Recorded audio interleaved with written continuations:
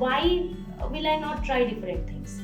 সব সময় একটু অন্যরকম করে করার চেষ্টা করি। ওয়েস্টার্ন গান, যেরকম সুনিধি চৌহানের গান আমার ভীষণ ফেভারিট। অনেক কিছু বাধা বিপত্তিও এসেছে, সেই বাধা বিপত্তিগুলোকে কিভাবে কাটাতে হবে।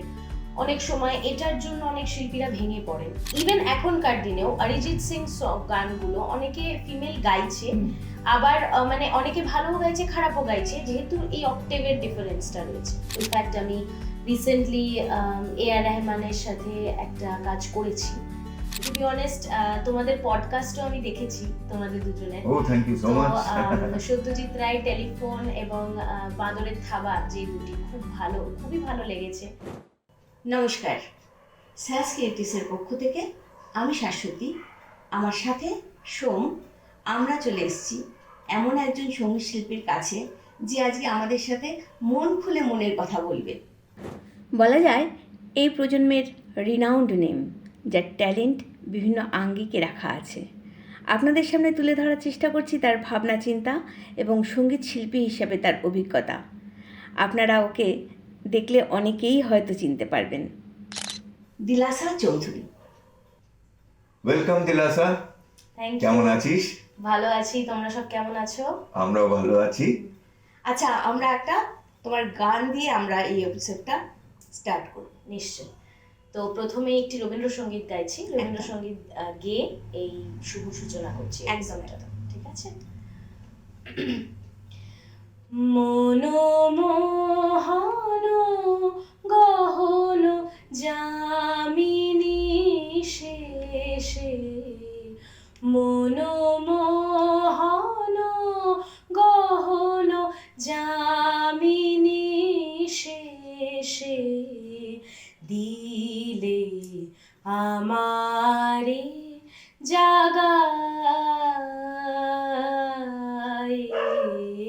মনোমোহন গহন মেলি দিলে শুভ প্রাতে, সুপ্ত আখি মেলি দিলে শুভ প্রাতে, সুপ্ত আখি শুভ্র আলোক লাগায়, মনোমোহন গহন যামিনী শেষে, দিলে আমারে জাগায়, মনোমোহন গহন। অপূর্ব, পরিবেশটাকে অন্যরকম করে দিলে। রবীন্দ্রনাথের গানটা শুনে আমাদের খুব ভালো লাগলো। এরপরে আমি বলতে চাইছি যে তোমার বেড়ে ওঠা সঙ্গীত জীবনটা কিভাবে শুরু হয়েছিল? সঙ্গীত জীবন আসলে ওরকমভাবে একটু অন্যরকমভাবে শুরু হয়েছিল জেনারেলি। আমি কখনোই গানের বিষয়টা নিয়ে অত ভাবিনি। 2.5 বছর বয়সে আমি একটা কম্পিটিশনে ফার্স্ট হয়েছিলাম। সেই কম্পিটিশনেও নাম দেওয়ার দায়িত্ব ছিল আমার মা বাবার। তো একদম মা বাবার একটা ফোর্স, মা বাবার ইচ্ছেতেই কি তুমি এই গানের জগতে? হ্যাঁ, মা বাবার ইচ্ছে ঠিক বলবো না, তখনও আর কি অতটা বুঝে ওঠা যায়নি যে গানের জগৎটাতে আমি যাব। আমার বাবা বেসিক্যালি আবৃত্তি শিল্পী, তো আমি আবৃত্তির দিকটাই বেশি করতাম। ব্যাকগ্রাউন্ড প্রচুর নাটক, শ্রুতি নাটক, এই সমস্ত কিছু করতাম। অনেক চ্যানেলসে, সিরিয়ালসেও প্রচুর করেছি। তো তারপরে চাইল্ড আর্টিস্ট হিসেবে এসব করতে করতে এই টুকটাক কম্পিটিশনে আমার দিদির থেকে আমার গান শেখা। তো আমার দিদিকে শুনতে শুনতে আমি গান তুলতাম, এবং দিদি তারপরে আমাকে কিছু গান শেখালো। সেই গানগুলোতে আমি কম্পিটিশনে গিয়ে গানগুলো করতাম। তো সেখানে গিয়ে আমার মা সেই কম্পিটিশনগুলোতে নাম দিয়ে ফার্স্ট প্রাইজ নিয়ে আসতাম গানগুলো করে। তো তখনও ওরমভাবে ট্রেন্ড ছিলাম না। তো একজন জাজ আমাকে হঠাৎ করে আমার মা বাবাকে ডেকে একদিন বললেন যে এই যে মিউজিক্যাল ট্যালেন্টটা আমার মধ্যে আছে, সেটা সবার মধ্যে থাকে না, ওটা খুব ইউনিক। তো এখন থেকে একটু চর্চার মধ্যে রাখলে পরবর্তীকালে একটা বড় কিছু হলেও হতে পারে। তো সেখান থেকে আমার গান শেখা। ক্লাস 3 থেকে আমি প্রফেশনালি ট্রেন্ড হই শ্রীমতী শম্পা কুণ্ডুর কাছে। ও আচ্ছা। হ্যাঁ, তখন থেকে আমার সঙ্গীত জীবন সেরমভাবে একদম সিরিয়াসলি শুরু হয় যেটা বলতে। তো তারপরে আবৃত্তিটা ছেড়ে দিলাম, সেরকমভাবে করি টুকটাক, কিন্তু এখন একদমই বন্ধ হয়ে গেছে। করতাম আগে, আবৃত্তিটা ছেড়ে পুরোপুরি গানের দিকে চলে এসলাম। তো এই মিউজিক্যাল জার্নিতে তারপরে 3 বছর বয়স থেকে যখন সিরিয়াসলি গান শেখা শুরু করলি, ক্লাস 3 থেকে। রাতের ক্লাস 3 থেকে 3 ইয়ার্স, তো তারপরে আস্তে আস্তে এক একটা নিশ্চয়ই জীবনে এক একটা জিনিস এমন এসছে যে কিছুটা বাধা ভিন্ন কিছু, সেগুলোকে কাটিয়ে উঠে how how was the growth journey? Basically class 3 থেকে আমি প্রফেশনালি গান করিনি, আমি গানটা শিখতাম এবং রেওয়াজটা করতে আমার খুব একটা কখনোই, একটু ফাঁকিবাজ আর কি আমি, তো রেওয়াজ করতে বা ওই গান করতে খুব একটা সবসময় সিরিয়াসলি ওই বিষয়টা ছিল না, বাট গানটাকে খুব ভালোবাসতাম। আমার একটু নতুন জিনিসের প্রতি আকর্ষণ ছিল। লাইক ইন্ডিয়ান ক্লাসিক্যাল যখন আমি শিখছি, আমি একটু ওয়েস্টার্নের দিকে যেতাম। ওয়েস্টার্নটা আমি নিজে নিজে নিজে নিজে সবসময় করতাম, যার জন্য ওয়েস্টার্ন দিকেও আমার বেশি আকর্ষণ এখন। আরও ইন্ডিয়ানটাও চলছে, সাথে ওয়েস্টার্নটাও চলছে। এরকমভাবে আমি নতুন জিনিস সবসময় শিখতে থাকতাম। 2012-এ আমার ক্লাস স্কুল থেকে অ্যাকচুয়ালি একটা স্কুল, সমস্ত স্কুল, দমদমের যত স্কুল কলকাতাতে, সেই স্কুলের, not only Dum Dum, whole over Kolkata, পুরো স্কুলের একটা টেলিগ্রাফ থেকে একটা পাবলিশ করলে একটা কম্পিটিশন হলো। Telegraph in schools. হ্যাঁ, টেলিগ্রাফ ইন স্কুলস। তো সেটা পাবলিশ হলো, হওয়ার পরে তো ওখানে একটা আমাদের প্রত্যেকটা স্কুল থেকে একটা ব্যান্ড যেত, সেই ব্যান্ডে কম্পিটিশন হয়, এটা এভরি ইয়ার হয়। তো ফ্রম আর স্কুল আমরা গেছিলাম সেইবারে। That was the first and last আমাদের এন্টায়ার স্কুল হিস্ট্রিতে। ওই একবারই আমাদের স্কুল থেকে আমরা ফার্স্ট প্রাইজ নিয়ে এসেছিলাম এবং আমি বেস্ট আর্টিস্ট হয়েছিলাম ওখানে বেসিক্যালি ওটা ফিউশন ব্যান্ড। ও আচ্ছা আচ্ছা। তো পুরোপুরি রক জনার ছিল ওটা, ফিউশন ব্যান্ড একটা কম্পিটিশন ছিল, যেখানে আমরা ইন্ডিয়ান ক্লাসিক্যাল উইথ ওয়েস্টার্ন দুটো ফিউশন করেছি। ও আচ্ছা। ওয়েস্টার্ন ওয়েস্টার্ন দিয়ে শুরু করা হয়, তারপরে আমরা ইন্ডিয়ানে চলে গেছিলাম এবং দুটোকে ফিউশন করে আমরা একটা প্রোডাকশন করেছি। ইনফ্যাক্ট শাশ্বতী, এটা একটা আইরনি যে in that competition I was one of the audience. Okay. I still remember. তো ইনফ্যাক্ট ওকে বা এন্টায়ার ফ্যামিলিকে অনেক দিন চিনি সেই ছোটবেলার থেকে। So that was a great start. তারপরে কি হলো? তারপরে আস্তে আস্তে, ওটা অনেক পরের, বেসিক্যালি 2012-এ স্কুলে আমি অনেকটাই, আমার নাম ছিল এই গানের জন্য। বেসিক্যালি আমি গান করতাম, প্রচুর ওয়েস্টার্ন মিউজিক সেই সময় ঘাটাঘাটি করতাম, প্রচুর পপ আর্টিস্টদের গান আমি শুনতাম এবং গাইতাম স্কুলের ভেতরে। অনেক ছোট ছোট কম্পিটিশনস হতো স্কুলে, সেগুলোতেও পার্টিসিপেট করতাম। ইভেন জাজেস প্যানেলেও আমি স্কুলে বসেছিলাম। তো প্রচুর স্কুলে আমার একটা, এখনো অবধি, এত বছর, আজকে প্রায় 10 বছর হয়ে গেছে, কিন্তু স্কুলে এখনো অবধি টিচার্সদের মাঝখানে, কিছু কিছু স্টুডেন্টসদের মাঝখানেও আমার নাম আছে ওইখানে, ফর মাই সিঙ্গিং। মানে you have left a legacy, a real legacy of singing. একদম, সেই ট্রফিটাও আছে, টিআইএস এর সেই ট্রফিটা ওখানে একদম I সাজানো। remember that. In fact, নেওয়ার সময়ও সেদিন আমি আমরা ছিলাম। দেখবো তোমার কিছু ট্রফি। হ্যাঁ নিশ্চয়ই। না, ওটা স্কুলের ভেতরে যেটা ও, আচ্ছা, ট্রফিটা আচ্ছা। আছে, ওটা বড় ট্রফি। আর আমার ট্রফি নিজস্ব, যেটা হ্যাঁ, বেস্ট হ্যাঁ, আর্টিস্ট, ওটা আমাকে একটা মেমেন্টো দিয়েছিল, ওইটা আমার কাছে আছে। আর তার সাথে এমনি আমার বেসিক্যালি স্টেজ বা কিছু এই সমস্ত গভর্নমেন্ট প্রোগ্রামস, এগুলো করাটা বেসিক্যালি 2009-2010 থেকে, ওই টাইমটা থেকে আস্তে আস্তে আমি একটু পাবলিকলি স্টেজ শো এগুলো করতে স্টার্ট করি। ইন দি মিন টাইম তো তুমি 2014-এর রাজ্য সঙ্গীত একাডেমিতে তুমি নজরুলগীতিও করছো। আমি ওই জন্য ওটা মেনশন করলাম। আমি ভাবলাম যে তুমি নজরুলগীতিতেই মনে হয়। হ্যাঁ, নজরুলগীতিতে বেসিক্যালি আমি নজরুলগীতিটা, আমার যিনি শম্পা কুণ্ডু, যিনি আমার গুরু, উনি হচ্ছেন সুকুমার মিত্রের ছাত্রী। তো সেখান থেকে উনি নজরুলগীতিটা খুব ভালোভাবে নিজেও করেন এবং উনি ভালোভাবে শেখানো। তো আমার ওখান থেকেই নজরুলগীতির প্রতি একটা আকর্ষণ। আমি প্রচণ্ড ভালোবাসতাম নজরুল গীতিতে। ইনফ্যাক্ট আমি বাংলাদেশেও গেছিলাম, ওখানকার যে নজরুল একাডেমি, ওখান থেকে আমি ইনভাইটেড হয়েছিলাম। ওখানেও প্রচুর প্রোগ্রাম করেছি বাংলাদেশে, ঢাকা, চট্টগ্রাম, ফেনী, এই সমস্ত জায়গায়। এবং নজরুল গীতিতে শুধু রাজ্য সঙ্গীত একাডেমি নয়, আমি অল ইন্ডিয়া রেডিওতেও আর্টিস্ট এখনও রয়েছি, গ্রেডেড আর্টিস্ট। তো প্রচুর জায়গাতে নজরুল গীতি আমি গেয়ে থাকি এবং ভীষণ ভালোবাসি। ওই নজরুল গীতিটা আমার ভীষণ মানে আমার মনকে ভীষণ ভালো লাগায় যখনই আমি Touch নজরুল করে। গীতি, একদম নজরুল গীতি যখনই আমি গাই। সব সময় আমি ইনক্লুড করতে চেষ্টা করি, যদি কোনো প্রোগ্রাম হয়, কোনো লাইভ টিভি পারফরমেন্স হয়, একটা নজরুল গীতি আমি রাখার চেষ্টা করি। তো এরপরে তো ডেফিনেটলি বলাই বাহুল্য যে একটা নজরুল গীতি শোনাতে হবে। তার আগে একটা জিনিস জাস্ট জিজ্ঞেস করতে চাইছি যে বাংলাদেশে নজরুল গীতি নিয়ে বা নজরুলের চর্চা আর এখানে এপার বাংলায় যে নজরুলের চর্চা, সেখানে কি ডিফারেন্স দেখতে পেয়েছিস? বিকজ কিছুটা আমরা ডিফারেন্স টু বি দেখেছি, অনেস্ট, জানি সেই হিসেবে আর কি হ্যাঁ, জিজ্ঞেস ডিফারেন্স করছি। টু বি অনেস্ট, রবীন্দ্রসঙ্গীতে আমাদের এখানে যেরকম চর্চা, এক্স্যাক্টলি ওখানে বাংলাদেশে নজরুলের উপরে চর্চা।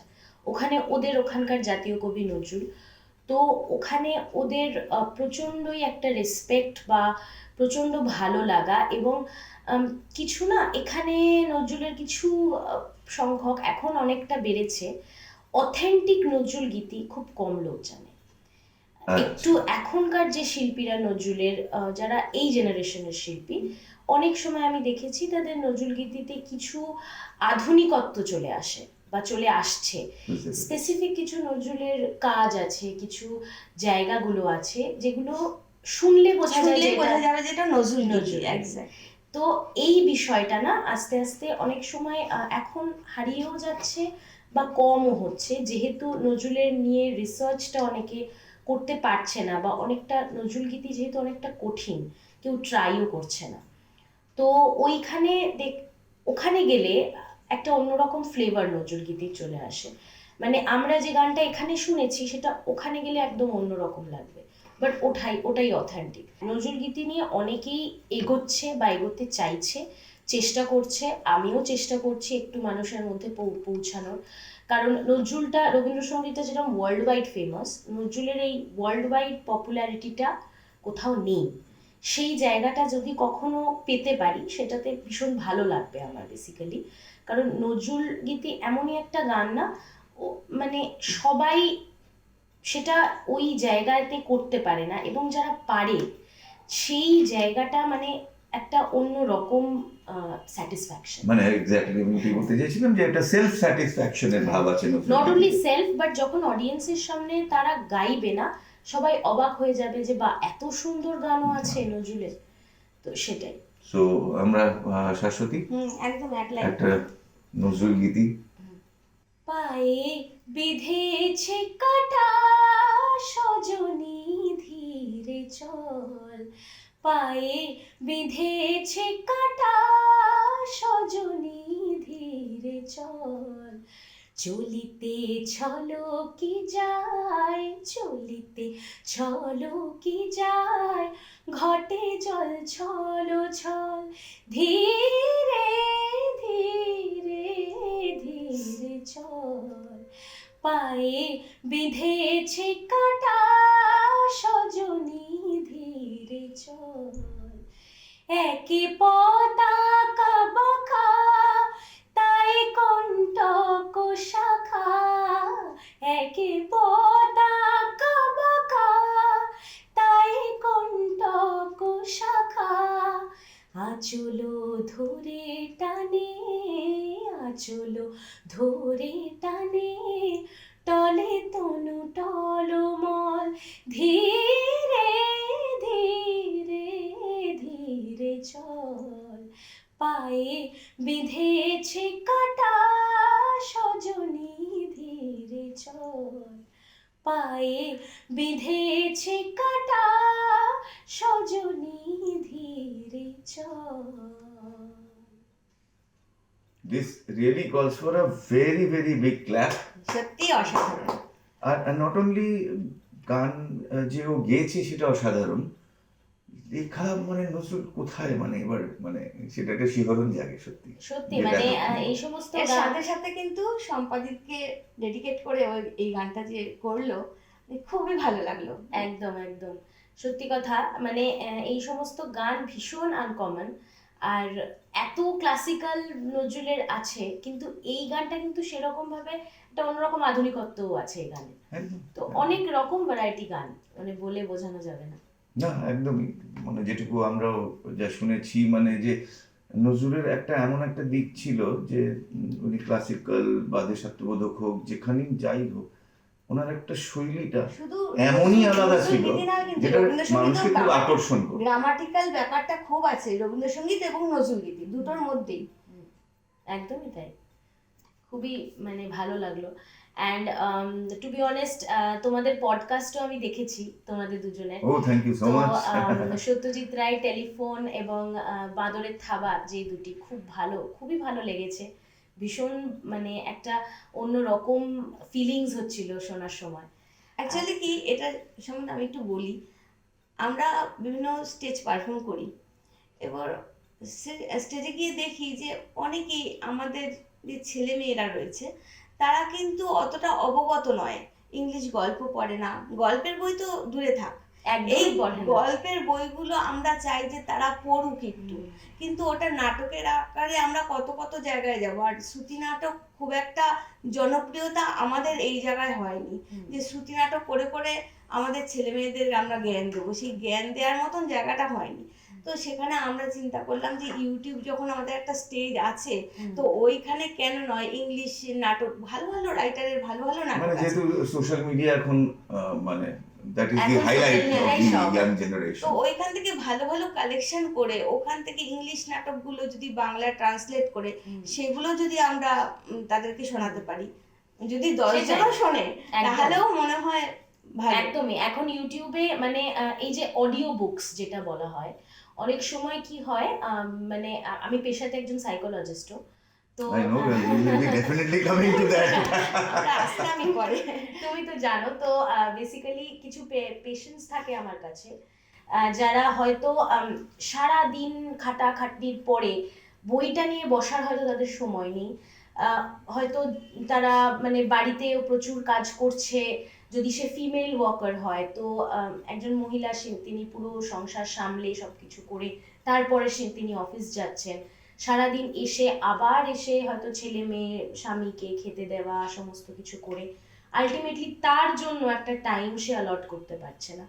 সেই ক্ষেত্রে এরকম আপনাদের পডকাস্ট এতটাই মানে ইম্পর্টেন্ট, বিকজ যখন তারা গল্পের বই বসে পড়ার সময় পাচ্ছে না, তারা ওর পডকাস্টে চালিয়ে দিয়ে তাদের কাজ করছে, তাদের কিন্তু ব্যাক অফ দ্য মাইন্ডে ওটা একদম, চলছে, একদম। তারা শুনছে, তো that is helping a lot. In fact এই ইয়াং বয়সে বা কলেজ লাইফে আমরা সবসময় জানতাম যে visual medium and hearing medium is better then reading medium. Reading medium, একদম, হ্যাঁ। তো সেটা এখন আরো বেশি পপুলারাইজ হচ্ছে। So okay, on our own we are trying our best. একদম একদম। কিন্তু And, একই সাথে বলতে ইচ্ছে করছে, তুমি তো রিয়েলিটি শো করেছো, সেখানে অনেক অনেক গুণীজনের সান্নিধ্যে তুমি এসছো, তো সেখানে তোমার একটু কিরকম লেগেছে তাদের কাছে এসে, কতটা জ্ঞান অর্জন করেছো, কতটা খারাপ লাগার দিকও আছে। হ্যাঁ, এমন না সবকিছু স্মুথলি চলে যায়, সবটাই ভালো হতে পারে না। মানে ওভারঅল হোয়াট ইজ ইওর হ্যাঁ। Experience? Just let us no. না, এক্সপিরিয়েন্স, ইটস রিয়ালিটি শোতে খারাপ দিক ভালো দিক মিলিয়ে রিয়ালিটি একদম। শো, তো এক্সপিরিয়েন্স ইজ গুড।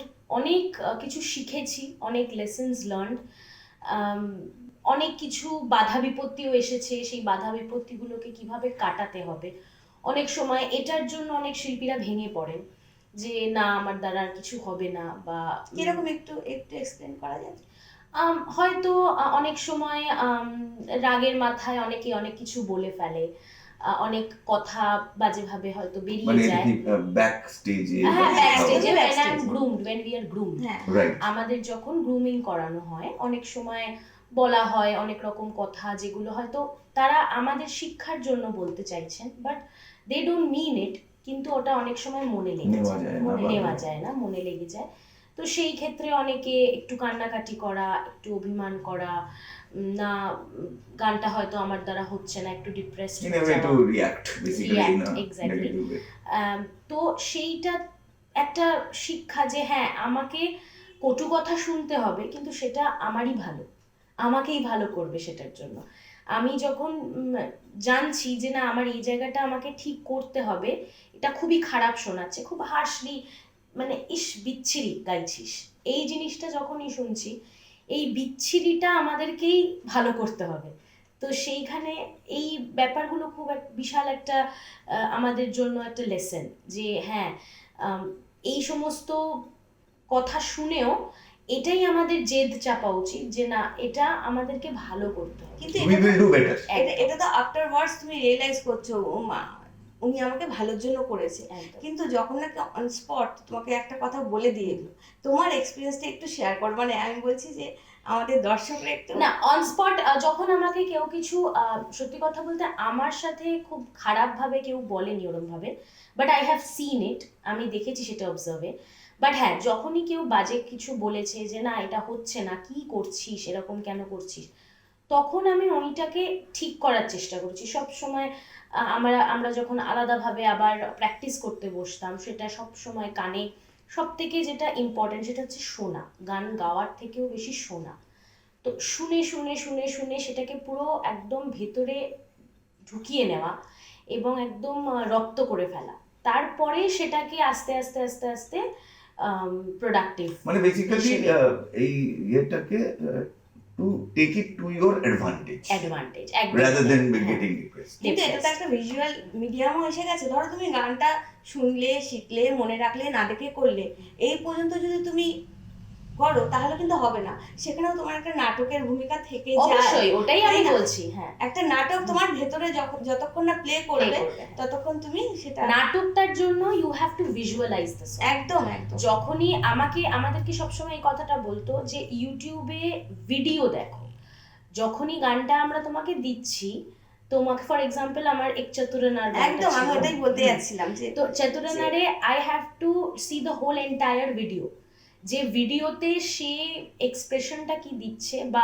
একটা গল্পের মতো ব্যাপারটা যে দুটো লোক একজন মেয়ের জন্য এই গানটা গাইছে, তো কম্পিটিশন হচ্ছে দুজনের মধ্যে, তো এই কম্পিটিশনের একটা এক্সপ্রেশন আলাদা, এবং there is a language barrier also, যে ইনি যে হিন্দিতে বেশি ফ্লুয়েন্ট, ইনি কিন্তু হিন্দিতে ফ্লুয়েন্ট না, একটা সাউথ ইন্ডিয়ান স্টাইল হিন্দি, তো ওরকম বিষয়গুলোকেও আমাকে দেখতে হচ্ছে, আমার উচ্চারণটাও এক্সপ্রেশনটা উইথ উচ্চারণ ফেশিয়াল এক্সপ্রেশন। সব থেকে বড় কথা হচ্ছে এই গানটা basically is a male song.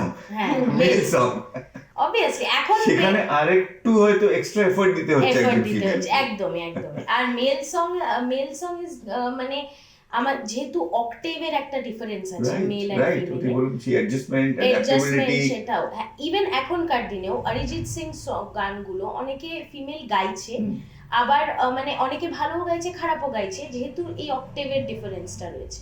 and to be honest কি অ্যাজ এ সিঙ্গার তোর এই ফিলিংটা তো ডেফিনেটলি আসে একটা সিঙ্গার, তুই বা এনিওয়ান ফর দ্যাট ম্যাটার, কি নিজের গান অরিজিনাল এটা একটা নিশ্চয় বড় সেলফ মানে স্যাটিসফ্যাকশন লেভেল, আর প্রতিটা সিঙ্গার যারা ভালো ভালো করে উঠছে তারা নিশ্চয়ই এটা চায়। So can we have a own composition anything by sure sure sure please. আচ্ছা যে গানটি গাইবো ওই গানের মিউজিক ডিরেকশন এবং লিরিক্স দিয়েছেন দেবজ্যোতি কর। উনি খুব অ্যাসপায়ারিং একজন মিউজিক ডিরেক্টর, এখন বম্বেতে কাজ করছে, খুব ভালো ভালো কাজ করছে। আর তার সাথে মিউজিকের সাথে যে ফিল্ম ডিরেকশন দিয়েছেন, ফিল্ম ডিরেক্টর হচ্ছে মিলন ভৌমিক, উনি খুবই ফেমাস, অনেক সিনেমাতে কাজ করেছেন।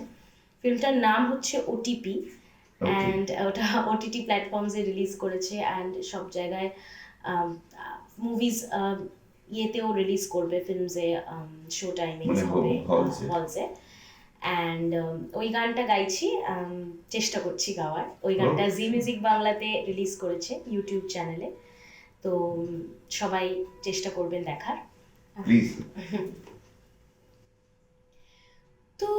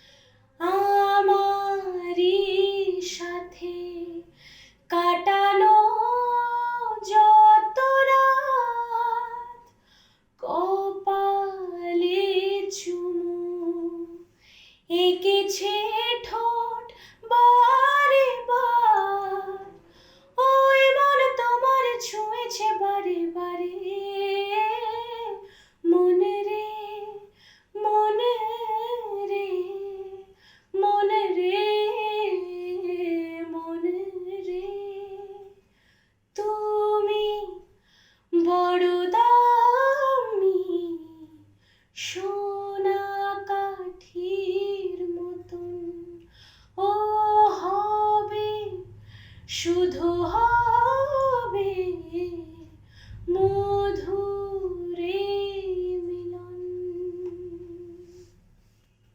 সত্যি ভার্সেটাইল সিঙ্গার দিলাসা চৌধুরী, খুব ভালো। ধন্যবাদ। In fact many many congratulations. আমরা চাইবো যে এই গানটা এবং ফিল্মটা হিট হোক এবং একদম। You scale for the rights. হ্যাঁ, একদম থ্যাংক ইউ।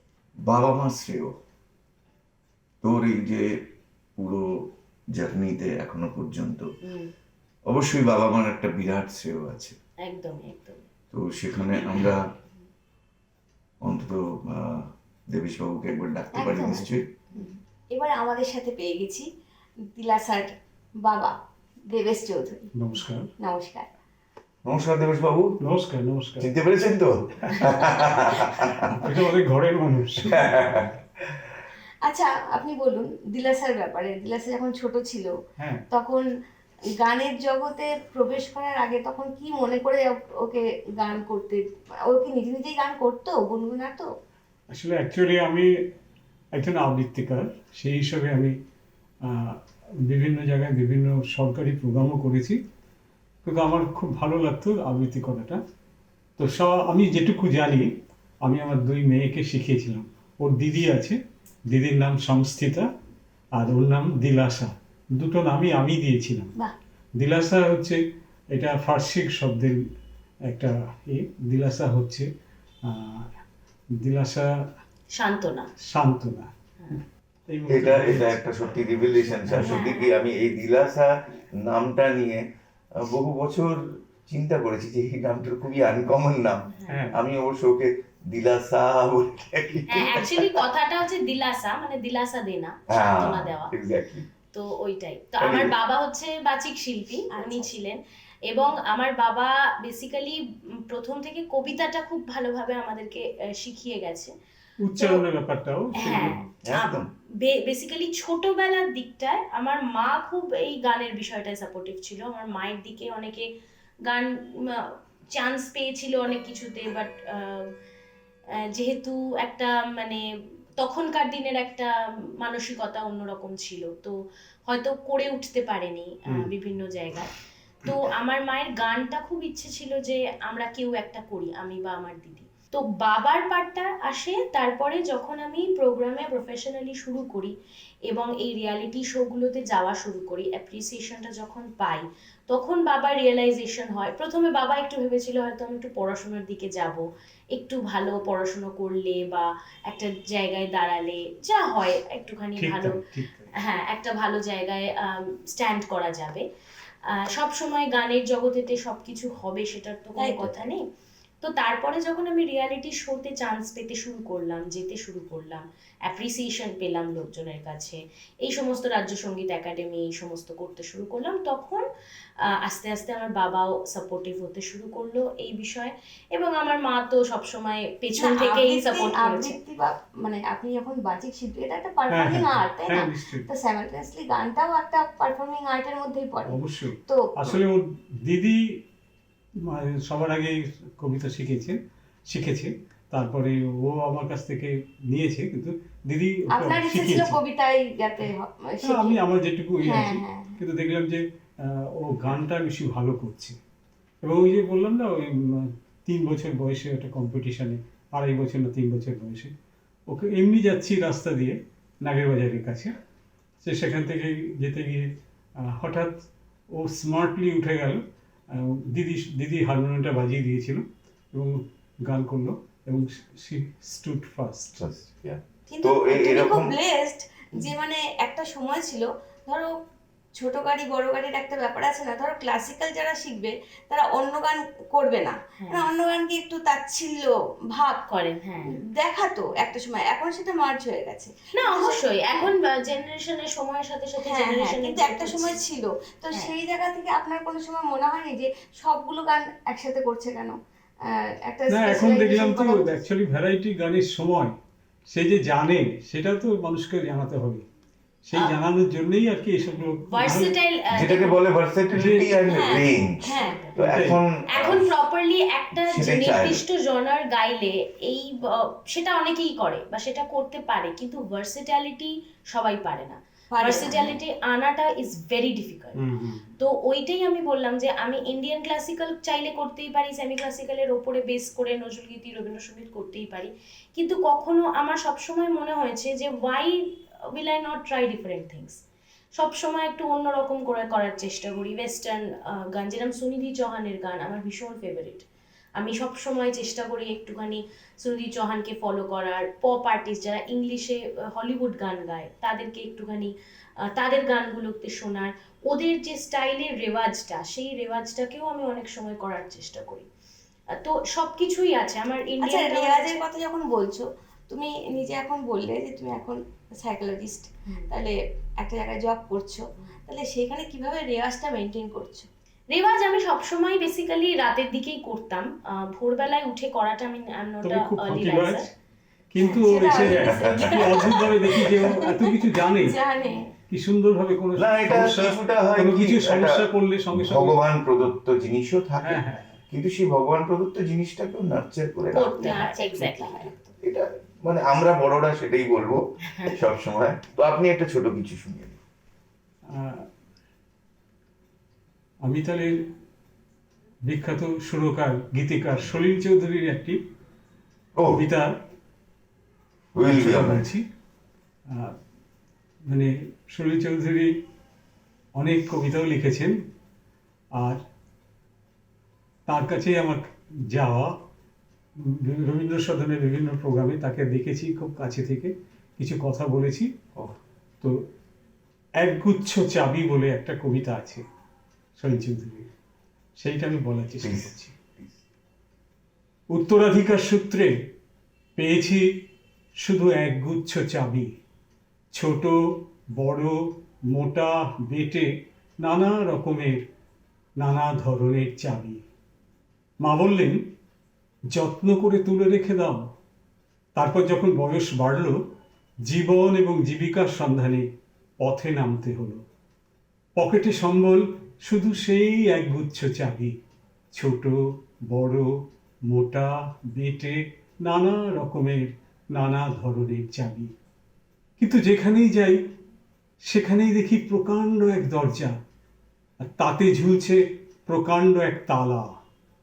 পকেট থেকে চাবির গুচ্ছ বের করি, এ চাবি সে চাবি ঘোরাই ফেরাই, লাগে না, খোলে না।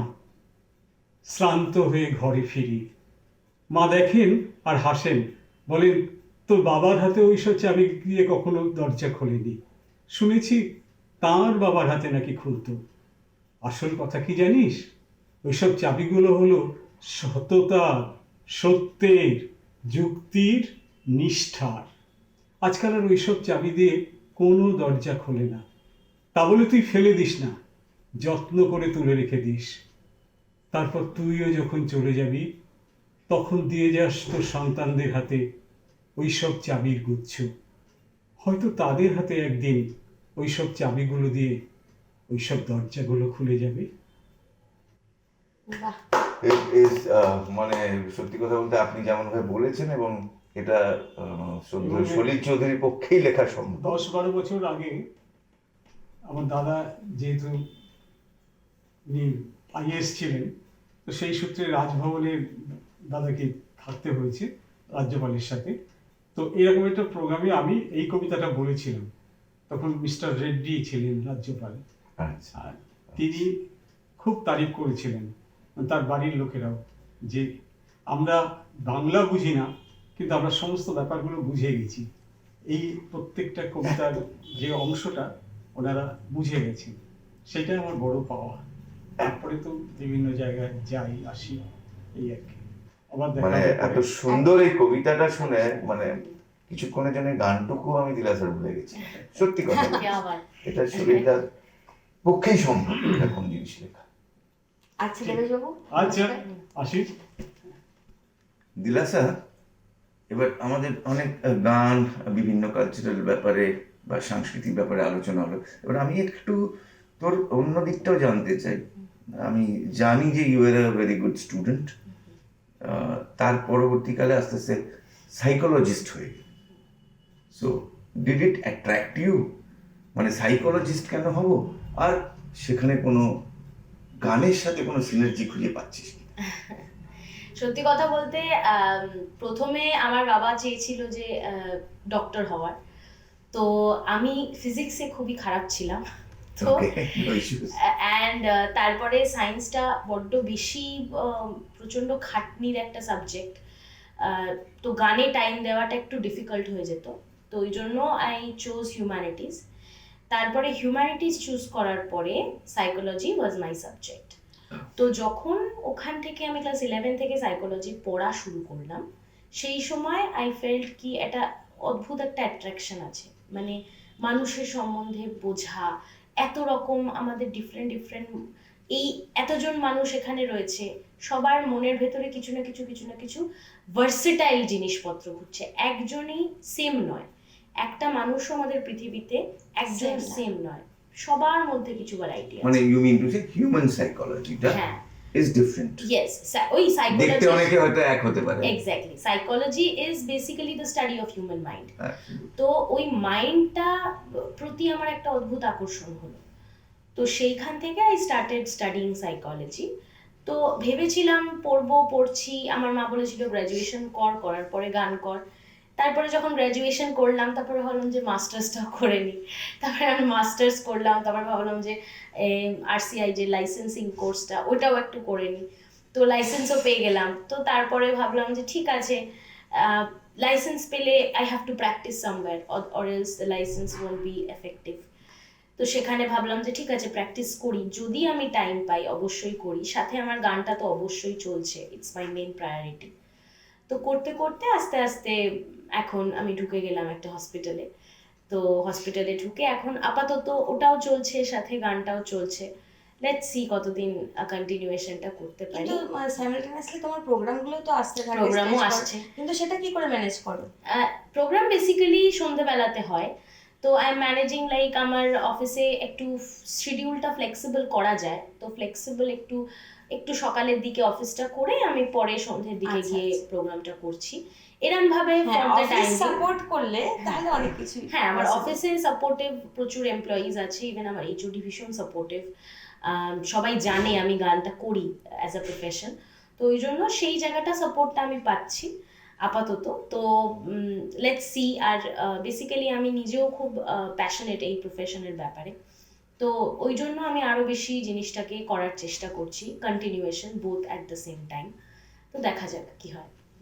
তো ওইখানে লাস্ট যেটুকু আমার ইয়েটা ছিল যে সাইকোলজি আর গান, কোথাও কোনো সিনার্জি আছে কি? প্রচুর সিনার্জি আছে, like if you are not heart broken, তাহলে এই যে লিরিক্স, কিছু যে ইমোশনাল লিরিক্স যেগুলো, বা এত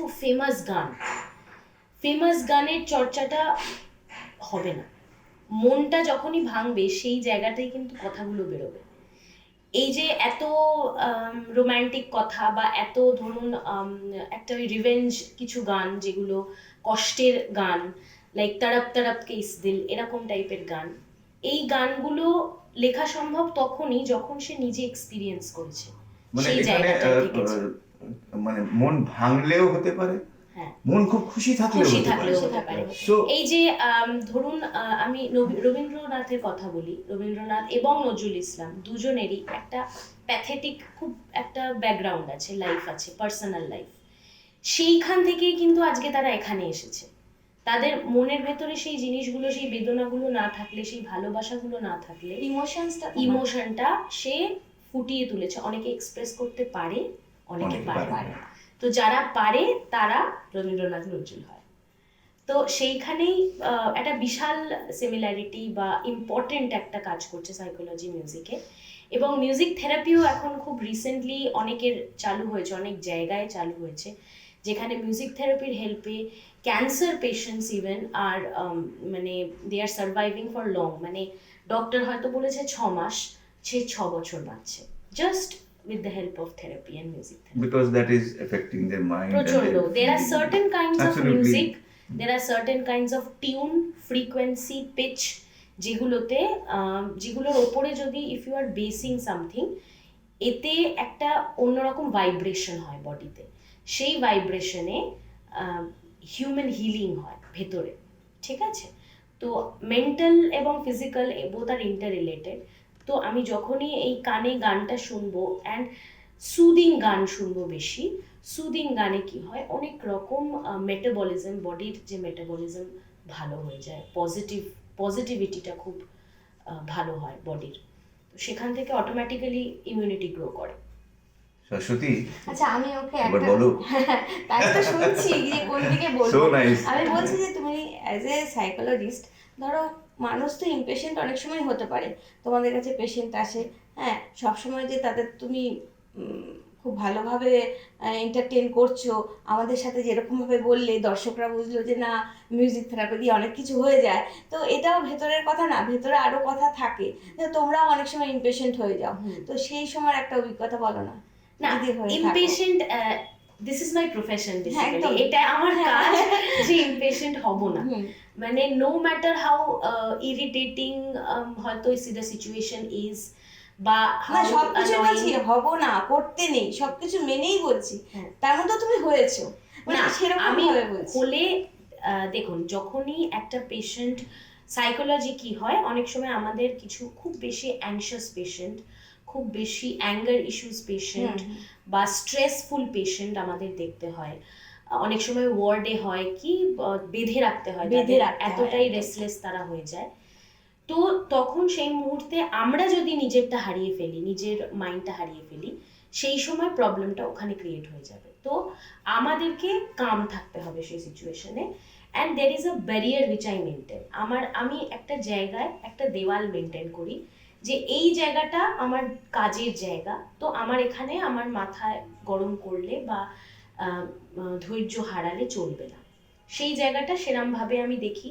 বা খুব ক্রিটিক্যাল পেশেন্টস অনেক কথা বললো, অনেক খুব বেশি ওভারওয়েলমিং, মানে মনে প্রচণ্ড একটা ব্যথা দেওয়ার মতো কথা, সেরকম কথা খুব ক্রিটিক্যাল সিচুয়েশনে আছে, খুব ক্রিটিক্যাল কথাবার্তা বললো, সেটা আমাকে কনফিডেন্সিয়াল রাখতে হচ্ছে, নিজের মধ্যে রাখতে হচ্ছে, Okay. আমি কাউকে বলতে পারছি না।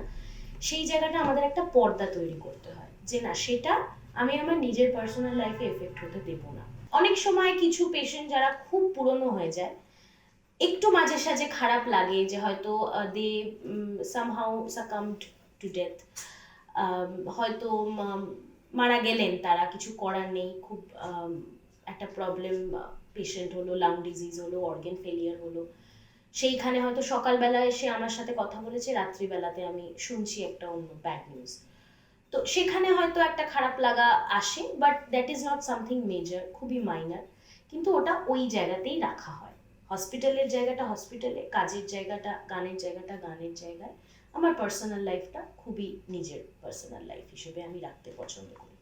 তো ইনফ্যাক্ট যে প্রফেশনাল লাইফের যে হ্যাজার্ডস গুলো যেটা বললি, একদম তো সেগুলো অনেক সময় এটাও হয় যে সুইচ অন সুইচ অফ যেটা বলে, একদম এইটাই or আমি rather মেনটেন উল্টো করি, switch off switch on, switch off switch off. তো সুইচ অন করে গানের জগতে চলে গেলি, তো so you definitely erase that memory. যখনই আমি হসপিটাল থেকে বেরোই That's- আর আই ডোন্ট রিমেম্বার এনিথিং, আমি That's right. That's the right way to face the situation. Otherwise, তোরা যদি মানে I can always say that you're almost a doctor in a sense. তো সেখানে তোরা যদি ওভার হাইপড হয়ে যাস বা ওভার এক্সাইটেড হয়ে যায়, then it will harm the সেটার patient. কথাই বললাম যে অনেকেই It's হয়ে very- যায়। Absolutely right method. and ওটাই we are বললাম যে very happy. Being a psychologist, that ওটাই আমার কাজ। যারা অনেক ডক্টরসরা হয়, অনেক ডক্টরসরা খুব রুডলি কথা বলে ফেলে পেশেন্টসদের সাথে, সেটাও আমাদেরকেই ডিল করতে হয়, বিকজ হয়তো ডক্টর এমনভাবে বলে দিল, পেশেন্ট সেটাতে ডিপ্রেসড হয়ে পড়লো, সেটাতে রেগে গেল, সেখানে উই কাম ইনটু অ্যাকশন, ওটা আমাদেরই কাজ to calm the person. So either, তো সেখানে রেগে গেল বা হাইপার ডিপ্রেসড হয়ে গেল প্রচন্ড আর কি। সেটা আমাদেরকে সেইখানে হাইপার হলে চলবে না basically. So coming back again to from switching off the hospital psychology part and coming back to music, singing and music, হ্যাঁ আমরা একটা ওয়েস্টার্ন, মেবি ক্লাসিক্যাল হোক যাই হোক, মানে ওয়েস্টার্ন সং অনেকক্ষণ ধরে শুনছি, যে তুই খুব ভালো ওয়েস্টার্নও গাস, একটু দর্শকদের জন্য, আমাদের সবার জন্য একটু। নিশ্চয়। There's a place in your heart and I know that it is love, and this place could be much brighter than tomorrow, and if you really try, you'll find there's no need to cry. In this place, there is no hurt or sorrow. There are ways to get there if you care enough for the living. Make a little space, make a better place, heal the world, make it a better place for you and for me and the entire human race. There are people dying. If you care enough for the living, make a better place for you and for me. There are people dying. If you care enough for the living, make a better place for you and for me. For you and for me. For you and for me. তো এটা কার actually? এটা actually Michael জ্যাকসনের গান heal the world, খুব famous একটা গান। হ্যাঁ, তো মাইকেল জ্যাকসন করেছিলেন about the children who are starving, সমস্ত ইমিগ্রেন্টস যারা আছে, বাচ্চারা যারা খেতে পায় না, অরফেন্স, এদের জন্য ডেডিকেট করে এই গানটি গিয়েছিলেন। আচ্ছা দিলা স্যার, তোমার ফিউচার প্ল্যান কি আছে? Future obviously I want to carry on with my music. আমি গানটাকেই প্রায়োরিটি দিতে চাই এবং গান নিয়েই পরবর্তীকালে কাজ করতে চাই। তো আশা করি আমি সেই কাজগুলো করতে পারবো। ইনফ্যাক্ট আমি রিসেন্টলি এআর রহমানের সাথে একটা কাজ করেছি, তো সেটা রিলিজও করেছে একটা ওটিটি প্ল্যাটফর্মে। তো এরকমই কিছু ভালো ভালো কাজ আমি করতে চাই ইন ফিউচার। আর সাইকোলজিটা আছে, দেখছি কতদিন আমি চালাতে পারি। অবভিয়াসলি যদি আমি হসপিটালে কাজ ডিরেক্টলি না করতে পারি, পেশেন্ট দেখার তো ইচ্ছে রয়েছে, সেটা আলাদাভাবে পেশেন্ট দেখার ইচ্ছে রয়েছে। এখন আলাদাভাবে সেরকমভাবে দেখা হচ্ছে না, যেহেতু টাইম ম্যানেজমেন্টের একটা সমস্যা। তো যদি পারি অবভিয়াসলি সেটা কন্টিনিউ করব, কিন্তু main priority is always being a singer. By side তুমি কি এঙ্গেজ না এখনো সিঙ্গেল আছো? না, আমি এখনো আনম্যারিড।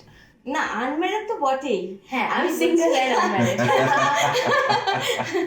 না, So any সেখানে- she means that any plan সেখানে regarding তোমার future- marriage and all এখন this আপাতত- institution of obviously I marriage. Do believe in the হ্যাঁ, ইনস্টিটিউশন অফ ম্যারেজ, বাট এখন আপাতত প্ল্যানিং নেই, বিকজ আমার আরেকটুখানি I want to flourish in my musical career, and সেটা আগে একটুখানি প্রপারলি হোক, অ্যাটলিস্ট 1 year একটু দেখতে চাই, তারপরে I can think about marriage. And দেখো, maybe, যেটা and maybe finding someone from there itself এটা- who can understand your problems এটা of এমন the একটা same way. জিনিস যে তুমি চাইলেই হবে না, বা তুমি 1 বছর দেখবে কি সেটা হ্যাঁ। 5 বছর বাড়াতে পারে বা 6 বছর সেটাই, হয়ে যেতে হ্যাঁ, পারে, সেটা সেটাই হতে পারে। ইচ্ছের উপর অতটা ইয়ে করে না। কিন্তু আমি বলতে চাচ্ছি যে নাকি তোমার জীবনে আসবে, সে কি গানের জগতেই থাকবে সেরকম তোমার ইচ্ছে?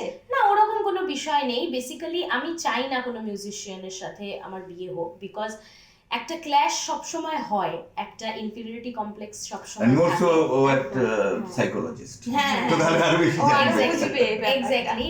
আর অ্যাকচুয়ালি অনেক সময় অনেক কিছু দেখেছি, অনেক রিলেশনশিপ ভাঙতে গড়তেও দেখেছি, এবং সেখানে খুব মেজর প্রবলেম বা খুব বেশিরভাগ সমস্যাটাই হয় যে সেম প্রফেশনে আছে, এ হয়তো একটু বেশি পপুলারিটি পেয়ে গেল, ওই জন্য হ্যাঁ। এ একটা ইনফিরিয়রিটিতে ভুগছে। Kind of অভিমান। তো হ্যাঁ, অভিমান। অভিমান বা না না, অভিমান, I mean to say Amitabh জয় অভিমান। জয়া ভাদুরী বা আশিকি 2 এর যে বিষয়টা, এটা পুরো খুব ভালোভাবে দেখিয়েছে আশিকি 2 তে, যে মেয়েটাকে অপরচুনিটি দিল, মেয়েটা ফেমাস হয়ে গেল, ছেলেটাকে ছাড়তে চাইছে না, বাট ছেলেটা ইনফিরিয়রিটিতে নিজেকে শেষ করে দিল।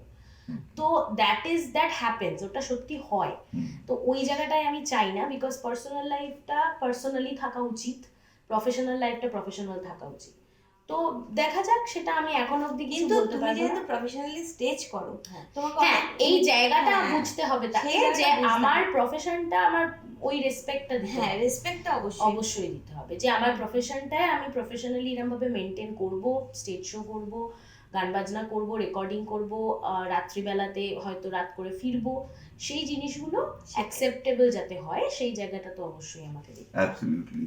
মানে you mean to say কি রব দে বানা দি জড়ি এরকম স্টাইলে একজন ছেলে থাকবে। And coming back to that কি ও জানো তো শাহরুখ খানের একদম ডাই হার্ড ফ্যান, ও আচ্ছা। মানে খবরদার শাহরুখ নিয়ে একটা কিছু বলো না। না শাহরুখ মানে শাহরুখ খানের সিনেমা দেখার জন্য আমি অফিসে ছুটি করেছি।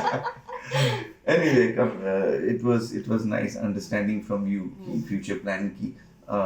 আর একটুখানি এগিয়ে নিয়ে যাচ্ছি যে প্লেব্যাক, যেটা আমি একটু আগে একবার একটু বলেছিলাম যে নিজস্ব গান একটা সিঙ্গারের সবসময় হয়তো মনের মধ্যে একটা ইচ্ছা থাকে যে আমি আমার একটা ইয়ে করবো, অন্যের গান কেন গাইবো। বেসিক্যালি এখন এইখানে প্লেব্যাকের যখন মানে এই জায়গাটাতে কতখানি এগোচ্ছিস বা প্ল্যানটা ঠিক মতো করছিস সেটা আমার কাছে ইম্পর্টেন্ট। হ্যাঁ, বেসিক্যালি প্লেব্যাকের প্ল্যান আমি করছি না। প্লেব্যাক এখন যেটা হয়েছে, এখন হচ্ছে ইন্ডিপেন্ডেন্ট আর্টিস্ট।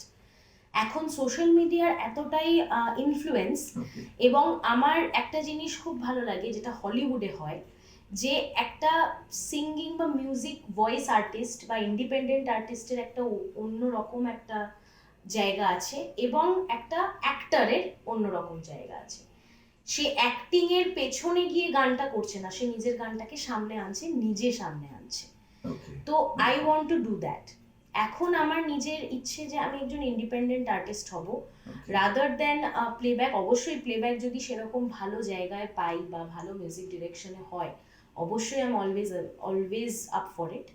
কিন্তু নিজের পরিচিতি করা বা নিজের সামনে থেকে নিজেকে সোশ্যাল মিডিয়াতে বা চারিদিকে ফ্লারিশ করা বা ইন্ডিপেন্ডেন্ট আর্টিস্ট হওয়া, যে এই জায়গাটা শুধু এটা আমার, এই জায়গাটা আর কারণ নয়।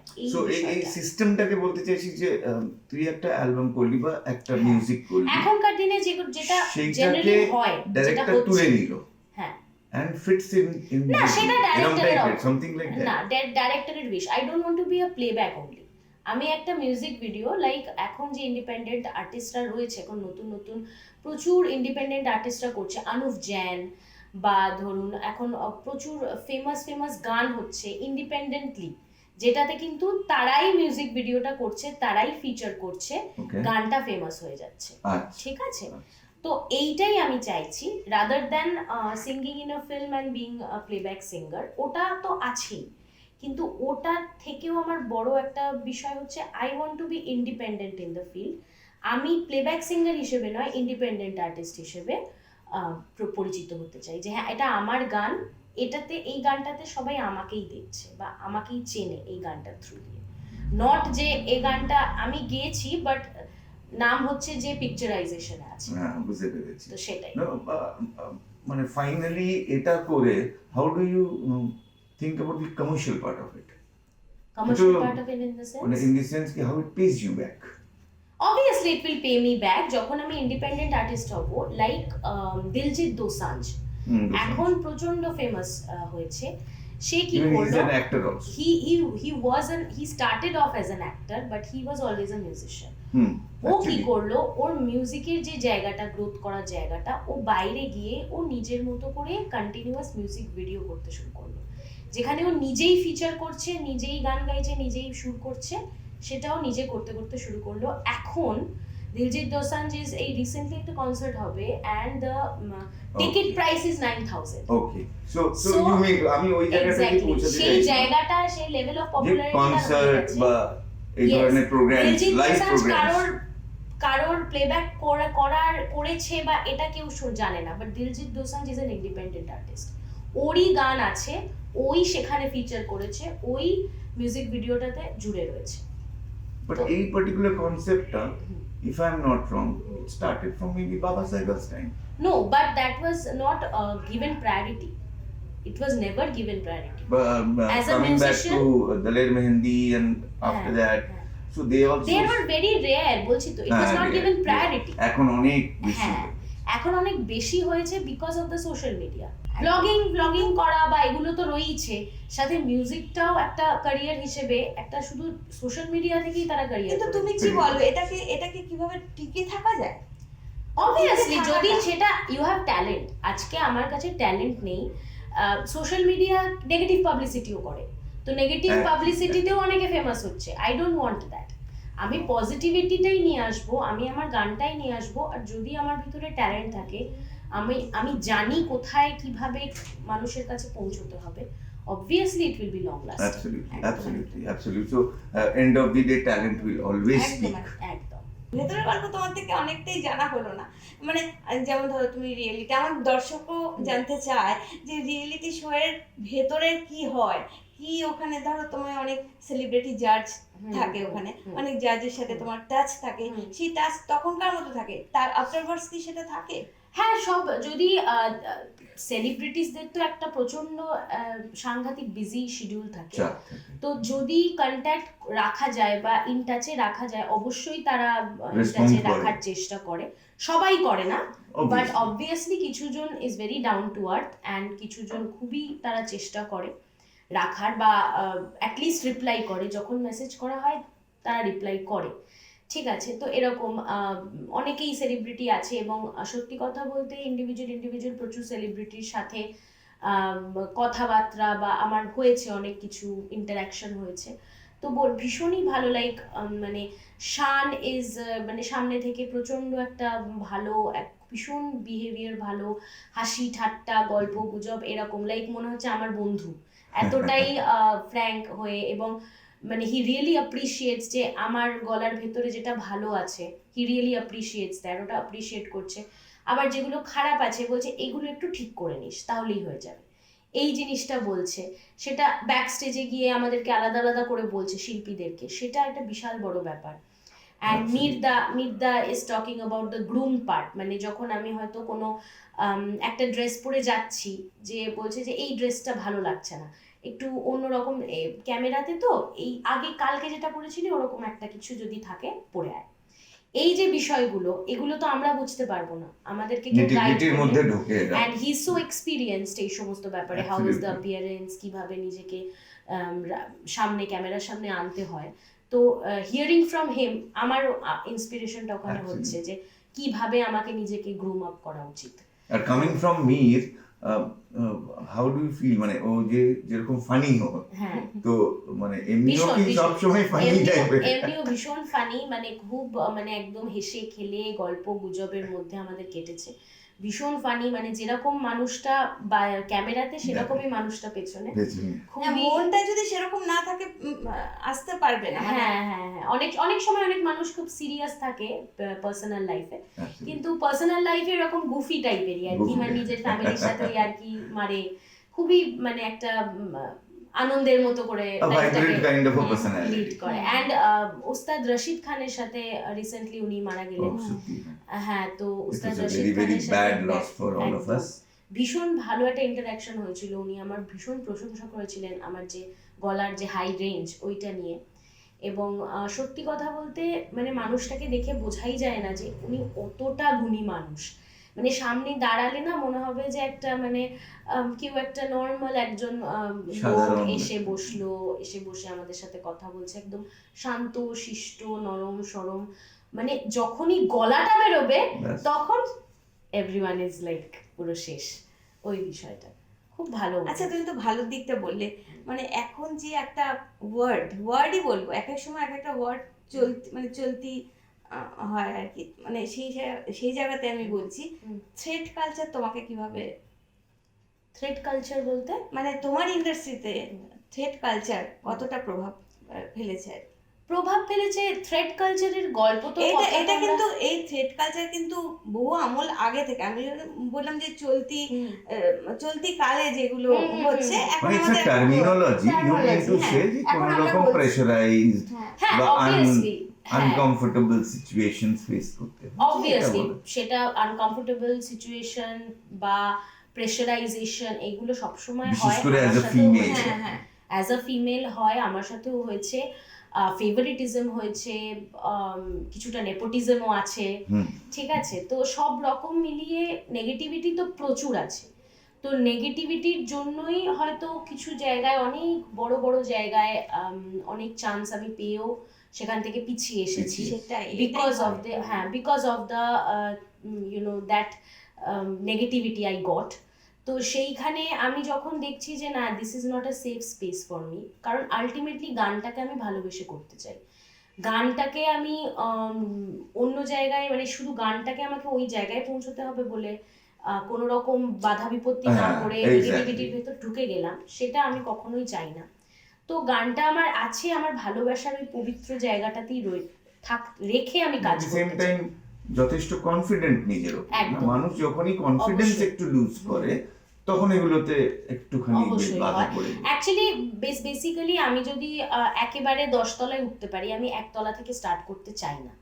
তো সেটাই হয়। তো বেসিক্যালি আমার জন্য সেটা আমার দরকার নেই, আমি ধাপে আমি ধাপে ধাপে উঠবো, ধাপে কিন্তু আমি একেবারে লাফাবো না, কারণ সেটা তত তাড়াতাড়ি আমার আবার নিচেও নেমে যেতে পারি।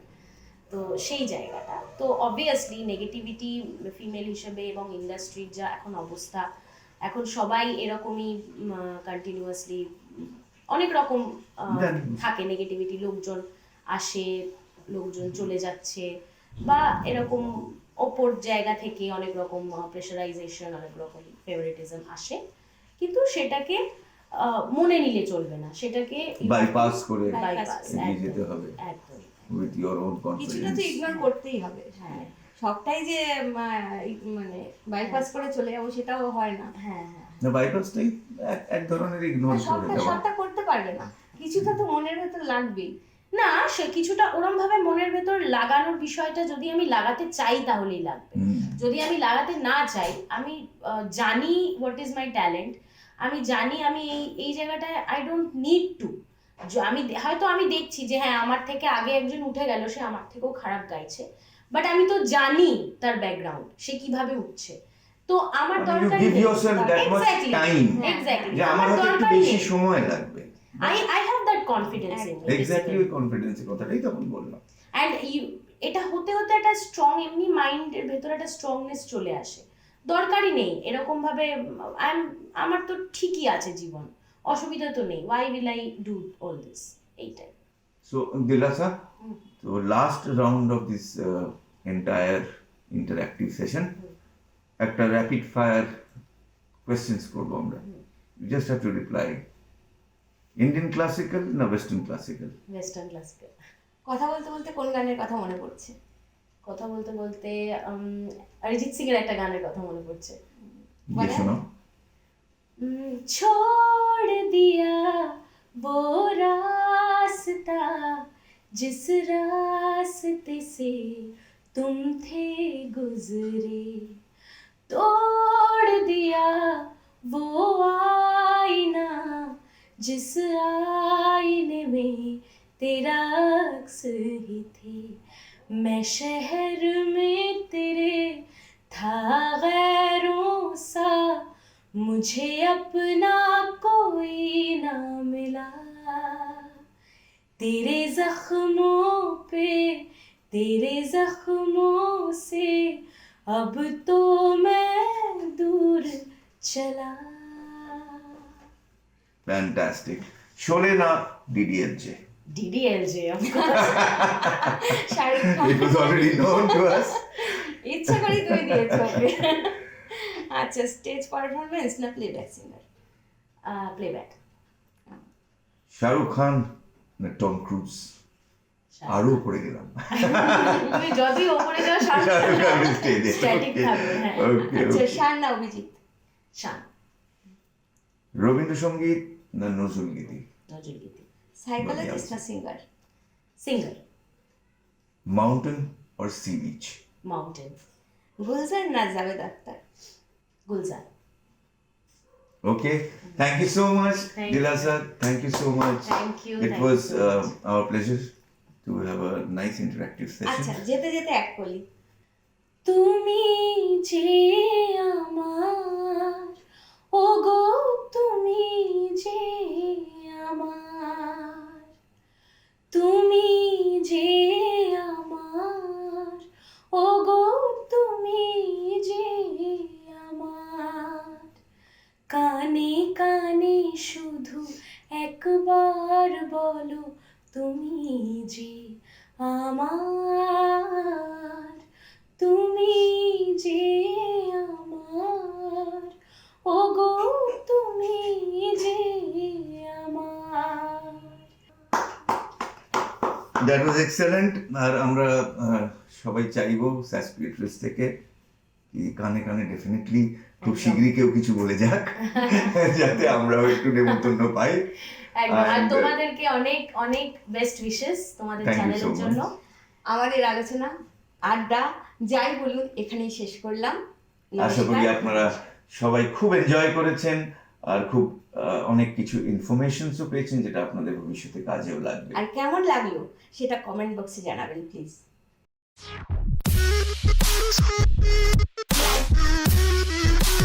Thank you.